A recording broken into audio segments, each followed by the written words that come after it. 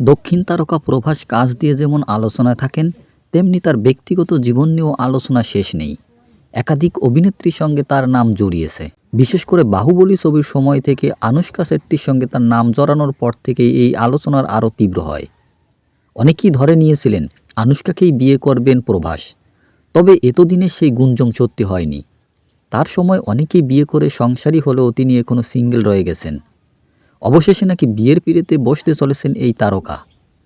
এক সাক্ষাৎকারে রামচরণের মন্তব্যের জন্য নতুন এই জল্পনা সূত্রপাত। দক্ষিণী তারকা জানিয়েছেন শুধু শীঘ্রই নাকি বিয়ে করতে চলেছেন প্রভাস। পাত্রী নাকি অন্ধ্রপ্রদেশের একটি মেয়ে। এরপরে জল্পনা বাড়িয়ে দিয়েছেন দক্ষিণ বাণিজ্য বিশ্লেষক মনোবালা বিজয় বালান। তিনি একটি পোস্ট করে প্রভাসের নাম লিখে তার সঙ্গে নবদম্পতির ইমোজি জুড়ে দিয়েছেন। এই পোস্টে দেখি কৌতূহল প্রকাশ করতে শুরু করে অনুরাগীরা।